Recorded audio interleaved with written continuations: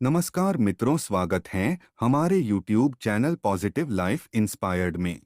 मित्रों, हम सभी ने किसी ना किसी से यह कहते सुना है कि श्मशान में भूत प्रेत होते हैं, और कुछ लोग यह भी कहते हैं कि श्मशान में भूत प्रेत की आत्मा 12 बजे रात को घूमती है।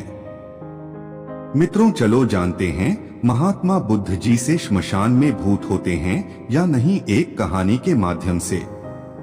जो भी व्यक्ति गौतम बुद्ध का शिष्य बनकर बुद्ध के साथ रहना चाहता है और बुद्ध की शरण में आना चाहता है, तो बुद्ध जी कुछ लोगों को बुद्ध बिना परीक्षा लिए ही स्वीकार कर लेते थे और आश्रम में रहने की अनुमति दे देते हैं। पर कुछ व्यक्तियों को वो कह देते कि जाओ, पहले एक दिन और एक रात शमशान में गुजार कर आओ। एक दिन एक व्यक्ति बुद्ध के पास आया और उसने बुद्ध के आश्रम में शामिल होने की इच्छा जताते हुए कहा, हे गुरु जी, मैं आपका शिष्य बनना चाहता हूँ। बुद्ध ने कहा, तुम्हें मेरा शिष्य बनने के लिए एक दिन और एक रात पूरा शमशान में बिताना होगा, और वहां पर तुम जो कुछ भी देखोगे, जो भी महसूस करोगे, मुझे आकर बताओगे, तब उसके बाद ही तुम आश्रम में शामिल हो पाओगे। गौतम बुद्ध की ये बात सुनकर वो व्यक्ति घबरा गया और उसने बुद्ध से डरकर कांपती आवाज में कहा, गुरु जी, दिन में तो ठीक हैं, लेकिन रात में शमशान में रहना बहुत खतरा है। बुद्ध ने कहा, कैसा खतरा? व्यक्ति ने कहा, वहां भूत प्रेत होंगे, वो मुझे पकड़ लेंगे और जान से मार देंगे, या तो मेरा जीवन नर्क बना देंगे। भूत प्रेतों का खौफ उस व्यक्ति के चेहरे पर साफ दिख रहा था। बुद्ध ने कहा, क्या तुमने भूत प्रेत देखे हैं? व्यक्ति ने कहा, नहीं, पर मैंने सुना बहुत हैं, और कुछ ऐसे लोगों को जरूर देखा है जिनमें भूत आ जाते हैं और उन्हें परेशान करते हैं, अजीब अजीब हरकतें करते हैं। इस पर बुद्ध ने कहा, फिर तो अब तुम्हारे पास ये अच्छा मौका है ये जानने के लिए कि क्या सच में भूत प्रेत होते हैं या नहीं। तुम एक रात शमशान में व्यतीत करो, वहां पर तुम्हें कुछ ऐसा लगे कि वो भूत हैं, तो देखना कि वो कैसा दिखता है, और यदि ऐसा कुछ ना हुआ तो तुम यह जान पाओगे कि भूत प्रेत जैसी कोई चीज नहीं होती है। इस तरह पूरी रात तुम जो भी अनुभव कर पाओ, वो सब कुछ सुबह मुझे आकर बताना। बुद्ध की बातों को सुनकर वो व्यक्ति तैयार हो जाता है। व्यक्ति बोला, ठीक है गुरु जी, मैं एक पूरा दिन और रात शमशान में गुजारूंगा। बुद्ध ने कहा, ठीक है, अभी तुम स्नान कर लो और आश्रम में जाकर भोजन करके आराम करो, और कल सुबह की पहली किरण के साथ ही शमशान पहुंच जाना। व्यक्ति को आश्रम में जाने के बाद बुद्ध ने अपने 4 शिष्यों से कहा कि वह व्यक्ति कल शमशान जाएगा, तुम सब उसके पीछे जाना और उस पर नजर रखना, पर ध्यान रहे उसे थोड़ा भी ना लगे कि कोई उस पर नजर रख रहा है। अगले दिन सुबह होते ही वो व्यक्ति शमशान में पहुंच गया और 4 शिष्य भी उस व्यक्ति का पीछा करते हुए एक जगह छुपकर उस व्यक्ति पर नजर रखने लगे। जब तक दिन था तब तक वो व्यक्ति शमशान में इधर उधर घूमता रहा, उसे काश वैसा कुछ भी अनुभव नहीं हुआ। लेकिन जैसे जैसे सूर्य के ढलने के साथ अंधेरा बढ़ता जा रहा था, वैसे वैसे व्यक्ति की धड़कनें भी बढ़ती जा रही थी। किसी तरह उस व्यक्ति ने पूरी रात शमशान में गुजार ही ली और सुबह होते ही वो बुद्ध के पास पहुंच गया। बुद्ध ने व्यक्ति से पूछा, बताओ शमशान में कैसा समय गुजरा तुम्हारा? क्या तुमने कोई भूत देखा और क्या क्या अनुभव किया? व्यक्ति बोला, गुरु जी, जैसे ही मैं सुबह सुबह शमशान में पहुंचा तो वहां कुछ घंटे बाद मुझे कुछ लोगों की भीड़ शमशान की ओर आती दिखाई पड़ी, जो एक अर्थी लिए आ रहे थे। मैंने जब उन लोगों को ध्यान से देखा तो उनमें से कुछ लोग बहुत दुखी थे, कुछ लोग सामान्य और कुछ लोग बेहद खुश थे।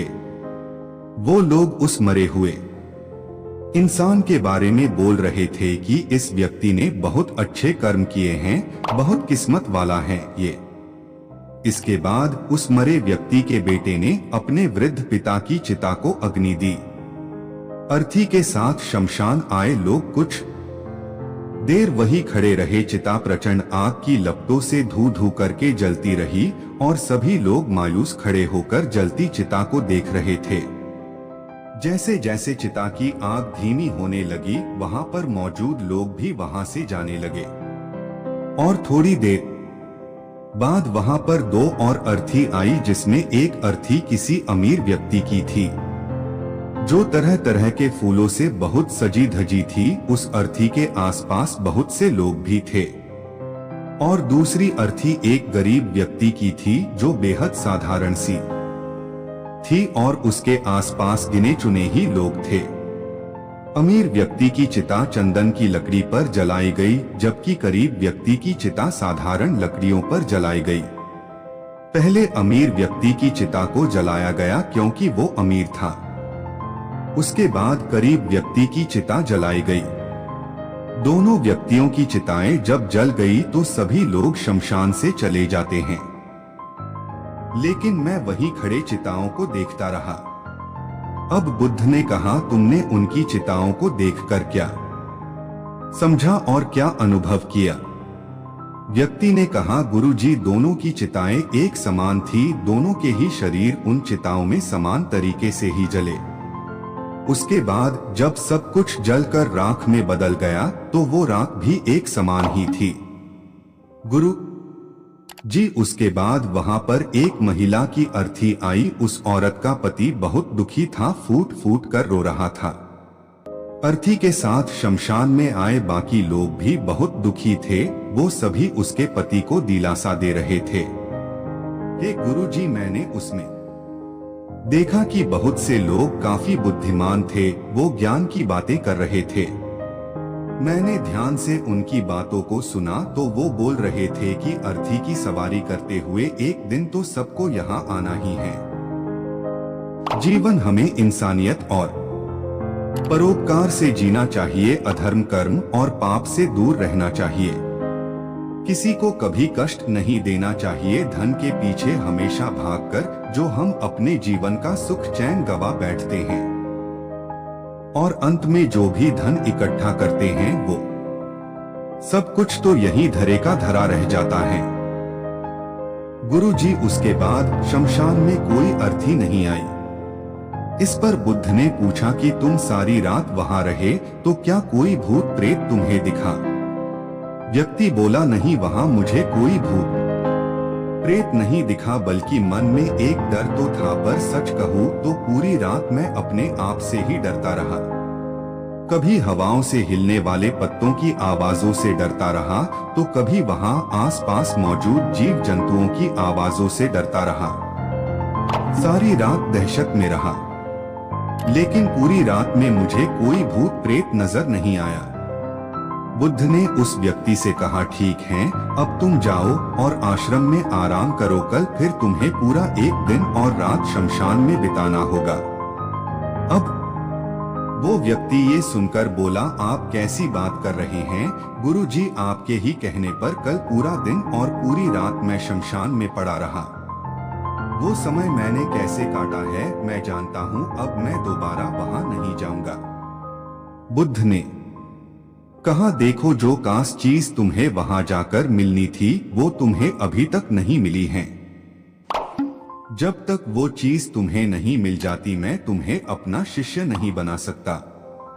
तुम एक दिन और वहां रुको, तुम्हें वो अवश्य मिल जाएगी।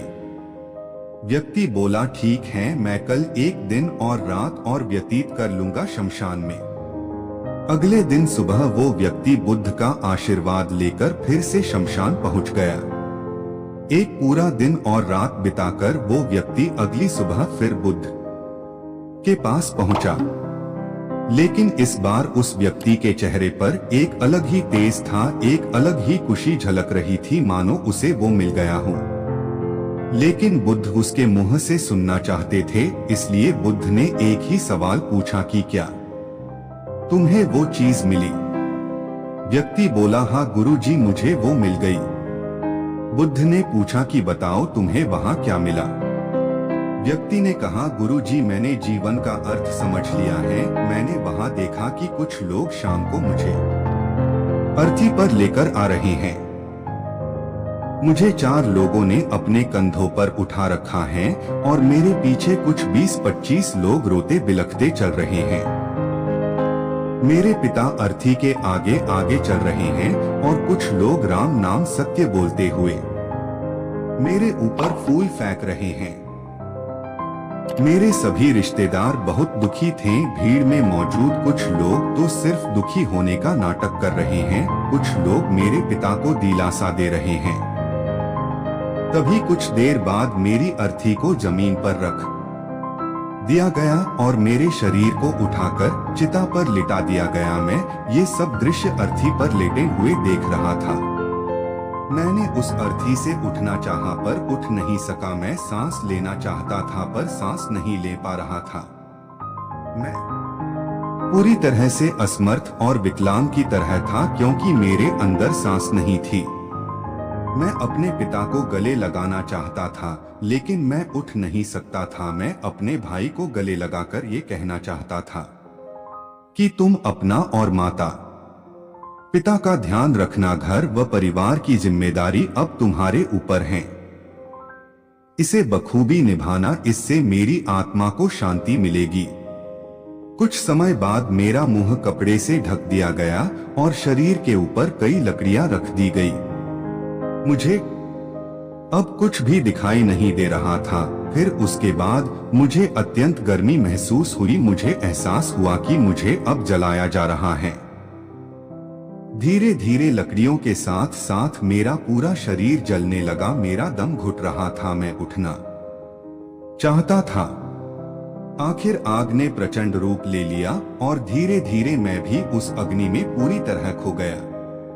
पूरी रात मैं खुद को ऐसा ही जलता देखता रहा। मैंने देखा कि अंतिम रूप में मैं एक राख बन चुका हूँ। उस पूरी रात ना तो मैं डरा ना ही मुझे डर का एहसास हुआ।